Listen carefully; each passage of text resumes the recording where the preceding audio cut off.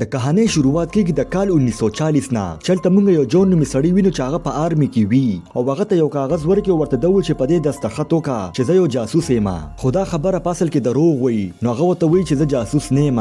دې کې د جون ښځه راوغواړي چې هغې ډېره زیاته ټورچر کړې وي چې د ډېر درد د وجې هغه ورته د دروغ ووایي چې جون یو جاسوس و او هغې نه پس قیدیان یو کیمپ ته راولي او ورته د وایي چې دا ټوله علاقه جیل دی ولې چې هلته ګیر چاپېره واوره وي چې د هغې نه تښتېدل ناممکنه دي او که د دې ځای نه څوک وتښتېدل نو د دوی په سر یې انعام ایښی وي چې دوی کم کلي کې پناه اخلي نو هغې مځې افیسرانو ته د دغه قیدیانو باره کې وایي. هغې نه پس د نوې قیدیانو سر ګنجي کړي او د شپې ورله خوراک ورکړي چې ډېر کم خوراک ورکړي او د خوراک د کمي د وجې ډېر کسان کمزوري شي چې د هغې د وجې د هغې د شپې نظر خراب شي. هغې نه پس موږ یو سمیت نومي قیدي وینو چې د هغه نه څه خوراک پروت دي چې په هغې کې یو مجبوره قیدي په هغې ورجم کړي خو سمیت پې زر خپه کېږدي. خو دغه ځای کې جون راشي او هغه مجبور قیدي له خوراک ورکړي نو سمیت ورته وایي چې دلته ډېر ځان مخه کوه دلته چې څومره بد یې نو هغومره به ښې. هغه ځای کې یو روی نومي قیدي راشي او هغه جون ته وایي چې سمیت د امریکا دی چې د دې د وجې دی ګرفتار کو. نو جون ورته وایي چې زه هم د دروغو په کیس کې ګیر کړی یم. هغې نه پس موږ یو واکه نومي قیدي وینو. نو روی جون ته وایي چې په دې جیل کې صرف د ده دهشت چلي چې ده د ګارډز هم څه نشي ویلی. د دې د وجې ټول قیدیان د ده نه یریږي خو د جون دماغو کې صرف دا وي چې د دې جیل نه څنګه وتښتمه.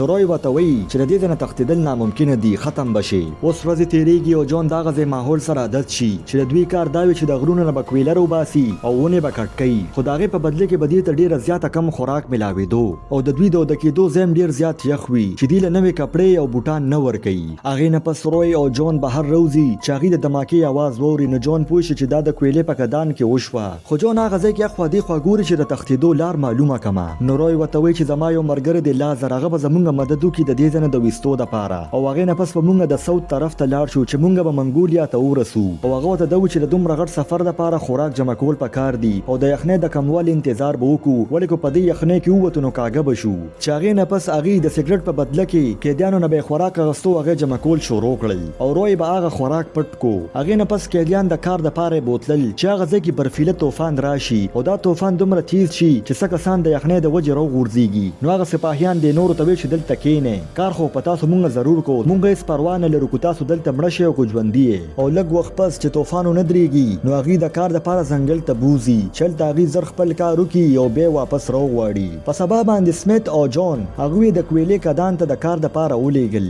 او چې دوی ډېر کار وکړي نو هغه ځای کې جون ډېر زیات بېحاله شي ولې چې هلته د اکسیجن کمي هم راشي او جون په ډېر بد حالات باندې شي او هغه ته داسې لګېدو چې زه خپل کور سره خوا کښېم چې د هغې د وجې هغه مخکې روان وي خو یو ګارډ د ده طرف ته ټوپک ونیسي او چې دې لږ نور مخکې ورشي نو سمیت زر دې د ځان طرف ته راکاږي او بچ یې کړي چې جون د هغه شکریه ادا کړي او د خپل ترکیب باره کې ورته وایي چې زه د دې جیل نه تښتېدو والا یم. نو سمیت ورته وایي چې روی خو دماغ خراب دی هغه چې کله هم نوې قیدي راشي نو هغه ته ګډې وډې خبرې کوي خو جون بیا هم په خپله خبره باندې کلک ولاړ او هغه ورته دا وایي چې زه به د دې جیل نه ضرور ځمه. نو اوس ورته سمیت هم وایي چې زه به هم درسره د دې جیل نه تښتمه. د شپې په ټایم کې جون روی پسې ورشي او راپاڅي ولې چې هغه ورته دا وایي چې طوفان دی او زموږ د خپو نشانونه به هم د طوفان د وجې غیب شي او هغه ورته دا وایي چې راځه د دې ځای نه زر تښتو. خو روی ورته وایي چې ستا مازغه خراب دی دې طوفان کې موږ ونه تښتو او ورته بهانه دا وکړي چې خوراک کم دی چې دا دواړه یو بل سره خبرې کوي او واقع وویني چې د دې د وجې دا دواړه واپس دننه لاړ شي. بل خوا یو کازک نومي قیدي هغه د شپې نظر کار نه کوي او هغه هم دا فیصله کړې وه چې زه به دوی سره تښتمه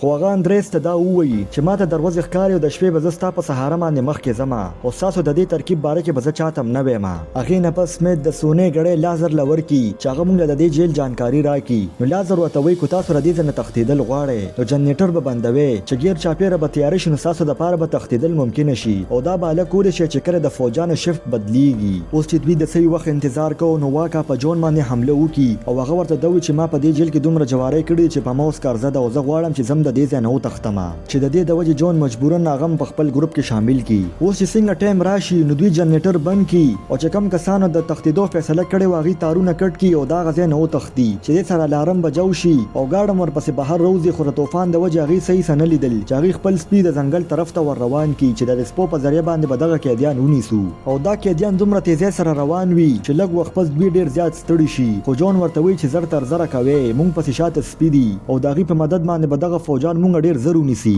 خو دوی لږ مخکې لاړ شي او طوفان دومره زیات وي چې دوی مخکې نور نه شو تللی. نو جون ورته وایي چې څنګه مونږ د طوفان ودرولي او دغسې به دغه فوجان هم ودرولي وي نو مونږ له پکار چې مخکې روان شو. هغې نه پس هغه د واکه نه چاقو واخلي او د ونو نه پټ کټ کړي او د هغې نه یو ماسک جوړ کړي چې د هغې په ذریعه باندې هغوی مخکې روان وي. لږ وخت پس چې برفیله طوفان شانت شي نو دا ټول یو ځای کې راغونډ شي او خپل د خوراک سامان راجمع کی. نو جون وګوري چې واکا د روی جیکټ چولې دی. نو واکا ورته وایي چې روی موږ له دوکه راکولو علاوه د دې د وجه هغه ما چپ کو او ټول سامان مې ترې راواغشتو. هغې نه پس دوی خپل سفر جاري وساتي. لږ وخت پس دوی د لرې نه آواز واوري خو دا آواز د لیوه و. اوس د څو ورځو نه دوی خپل سفر جاري کړی وي او جون د لارې معلومولو کوشش کو د نور په ذریعه باندې. نو واکه چې دا وګوري هغه د دنه ډیر متاثر شي او هغه جون ته دا وایي چې څه وشي زه به تا سره ولاړ یم. دا کسان به زما باره کې تا ته الټه سیده خبرې کوي خو ته د دوی خبرې مه اوره. اوس چې دوی د دمې دپاره کیني نو جون ته دا پته ولګي چې د ټولو نه خوا کې سیند چې کم دی هغې ته هم 3-4 هفتې ټایم لګي او دوی سره صرف د 1 هفتې خوراک دی. نو جون ورته وایي چې مونږ به یا شکار کو یا به کبان نیسو. نو واکه ورته وایي چې خوا کې کلی دی د هغې نه به غلا وکړو خو د په دې خبره باندې د نور کسان اتفاق نه کوو. هغې نه پس کازک د لرګو جمع کولو دپاره روان شي خو لږ وخت پس تیاره شي او چې څنګه شپه شي نو د کازک نظر لاړ شي او د هغه نه لار ګډه وړه شي. نو دا نور کسان چې د هغه د تلاش کولو دپاره ور روان شي نو هغې چې دا وګوري ډېر زیات خفه شي چې کازک د یخنۍ د وجې مړ شوي وي چې هغې نه پس دوی کازک خښ کړي او دا غځای نه روان شي.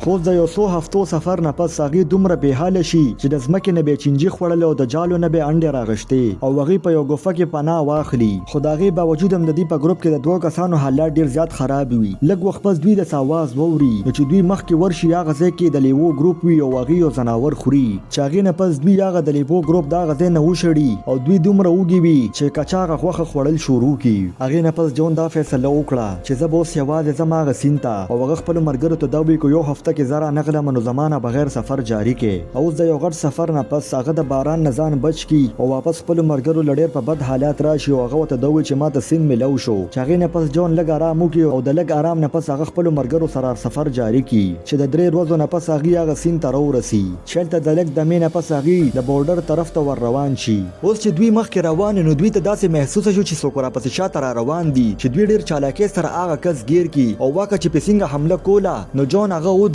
او دا انجان کس بل څوک نه بلکې یو جینۍ وي او د هغې ارینا نوم وي چې هغه هم د لوږې او د حفاظت د وجې دوی پسې شاته را روانه وه. جون خو دا ځان سره بوتلل غوسته خو دا نور ورته منع وکړي او هغې به ته دا وایي چې مونږ خو پخپله د لوږې د لاسه مرو او د خوراک هر څه هم را سره کم دي نو دا مونږ ځان سره نشو بوتلی.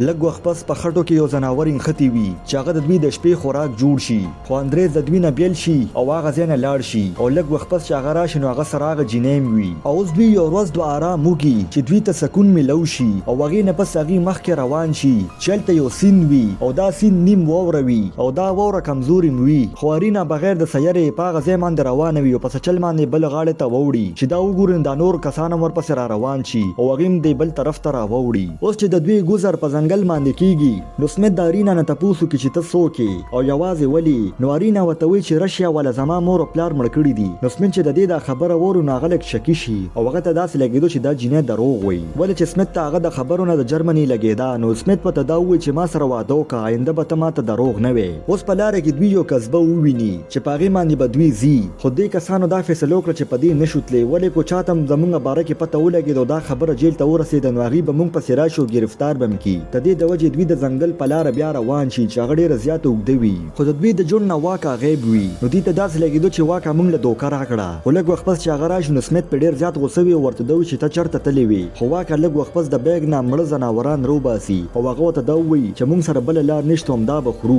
خو ژوندي اوسېدل غواړو. اوس شپه وي او دوی خوراک ته کښېني چې هغې نه پس دا ټول یو بل سره خبرې کوي. نو دلته ورته ارینا خپله کهاني بیان کړي او هغه ورته دا وایي چې زما مور او پلار جاسوسه وو چې هغې ګیر شو پانسي یې کړل او زه او زما وړوکی ورور هغه په یتیمخانه کې واچول چې هغې نه پس زما ورور هم مړ شو نو زه د هغې یتیمخانې نه راوتښتېدم. په سبا باندې دوی خپل سفر جاري وساتي. په لار کې په دې باندې یو داسې ځای راشي چې هلته ډېر زیات ماشي وي او دوی باندې مخونه راوپړسېږي خو چې دوی له هغه ځای کې عام خلک وویني نو هغوی بالکل صحیح روان وي یعنې هغې ته ماشه څه نه وي خو دوی د یرې د لاسه پټ شي. دې کې اخر کار زورون ورپاسي او د هغې نه تپوس وکړي چې هغې نه پس ورته یو سړی هار واچي چې د هغې د وجې به دله ماشي خواله نه راځي چې دې نه پس دا ټول په شانتي سره مخکې روان روان شي او ارینا به یو کس سره ملاوي ده او دا غینه به جانکاری غشتا. نو دا ټول ارینا ته دا وی چې مونږ د څه د وجه گرفتار شویو. اوس د لک سفر نه پس دوی د آرام د پاره کینی چې دوی د لری نه د ریل پټری وویني. نو جون ورته دا وی چې بارډر ته د رسیدو د پاره بسلور وځي لګي، خو پر وس کې دلته سم مزدوران وی او ګارډز هم وی. د دې د وجه دوی دا فیصله وکړه چې مونږ به د شپې په ټایم کې په دې ځای باندې ځو.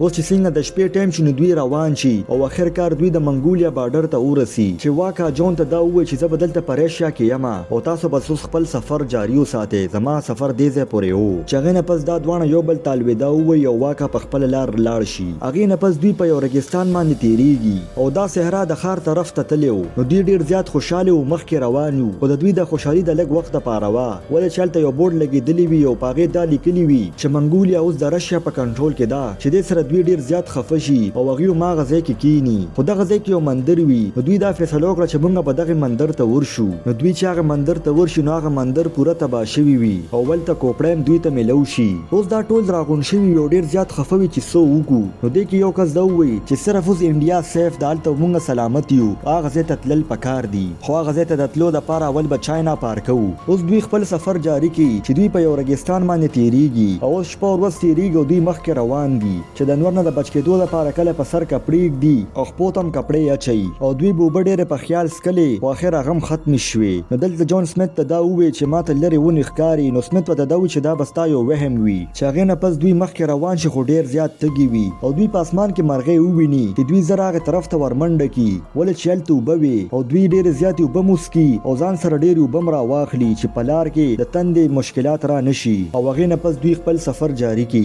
سروازه پس د دوی سامنا د شګ طوفان سره وشي چې دوی زر منډه کی او یو کند ته ورټوب کی. خوش قسمتۍ سره دوی خو د طوفان نه بچ شو، خو د بدقسمتۍ خبره دا و چې دوی ناغوبرو کې شو چې اخر دوی کمزې کې خېدي غوبو او پر روان ورځو کې دایرین او د توماس طبیعت ډیر زیات خراب وي. نو جون دا فیصله وکړه چې زبا کویله واپس لاړ شم. نو سمیت وته وی چې هغه کوی په کم طرف ته اوس کوم ته دا پتم نشتا. خو دا غي باوجود هم دوی خپل سفر جاری وساتي. لږ وخت پس آیرین را پروزي نو چې دوی وګوري د آیرین خپې پر سیدلی وي. نو هغه وته وی چې زه پتا سو بوج جوړېدل نه غواړم، خو دوی وته انسانيت خو ورته دوی چې موږ ته یوازې نشو پرې خو دی. نو چې دوی لږ مخکې لاړ شي آیرین دوباره را پروزي. چاغې نه پس اندریس دارو چته کې مخکې روانه شي. لږ وخت پس هغه اندریس ته دوی چې مخ ته کوزکا او اخري ځل دا ټولو طالبدا وي او دغه ځای کې آیرین مړ شي. چاغې نه پس دوی دا په شګو کې خخه کی او مخکې روان شي او هر تیر ورځ سره د دوی زخمونه زیاتېدل چې توماس دې ټولو له همت ورکو. خو اخر کار هغه په هغه ځای کې مړ شي. چاغې نه پس دوی توماس خخ کی او خپل سفر جاری وساتي. او اوس د سمیت او د جون حالات هم ډیر زیات خراب وي. خو سمیت ورته وی چې ما پرې د تاسو مخ کې ځای. خو جون زورون او اندریس ته چې تاسو مخ کې ځای او هغه په خپل سمیت سره ایثار شي. او د ماسختن ټایم کې جون سمیت ځان سره راولي، خو بدقسمتۍ سره هغه ته تر اوسه پورې بنوي ملو شوی او دوی په هغه ځای کې ود شي. د سحر ټایم کې د زورون په خپل باندې مار تیریږي.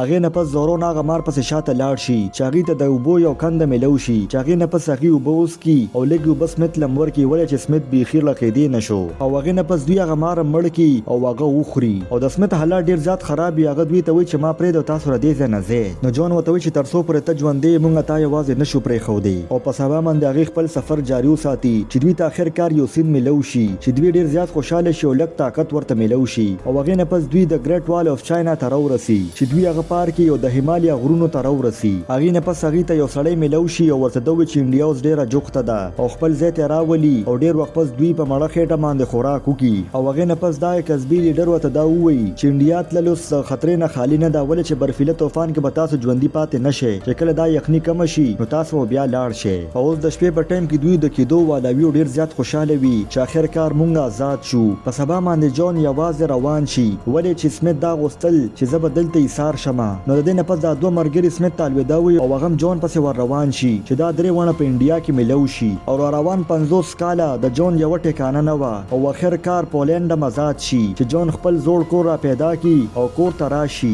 چې هغه څنګه دنه لاړ شي نو هلته هغه خپل ښځه وویني او دې سره هغه ډېر زیات خوشحاله شي او دې سره دا کهاني ختمه شي. دوستانو که ستاسو دا کهاني خوښه شوې نو دا ویډیو در سره لایک کړئ او دا چینل پښتو سکرین د سره ضرور سبسکرایب کړئ.